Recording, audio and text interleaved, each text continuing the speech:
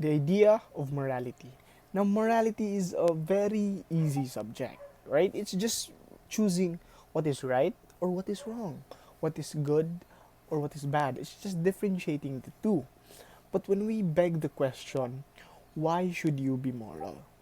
Right? That is when morality becomes complex. That is when morality is is a is a stranger or a bigger discussion.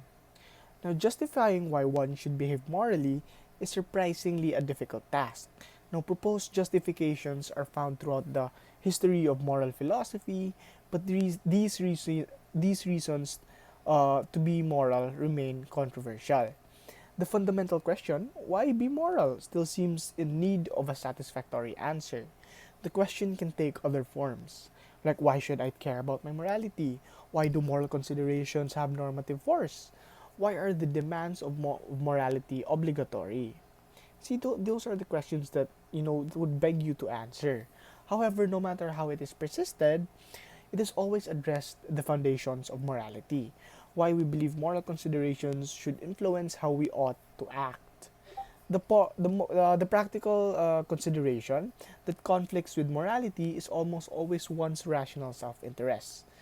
Now, while it is often in one's rational self-interest to behave morally, upholding one's moral values also frequently demands that the person sacrifices to some degree the pursuit of his or her self-interest. Now, to illustrate the concept, let's consider the act of thievery, right?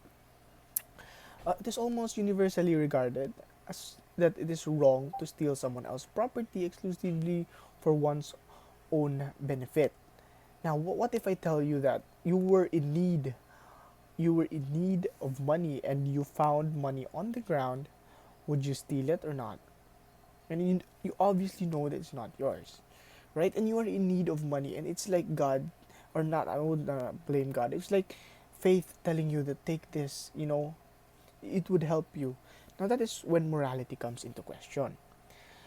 Now, despite the complications, right? Despite the complications relating to reconciling rationality and morality for individual behavior, explaining why people ought to be in moral or broader context proves much simpler.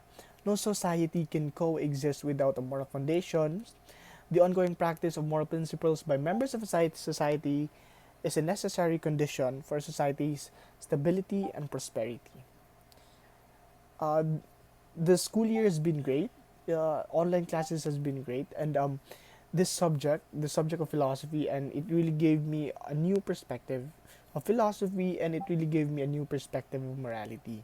So I want to thank you for listening to my sit down talk, and it is also my final exam for my philo class. And thank you so much, sir. Thank you to everyone. Thank you to all my classmates for this subject. I really had fun.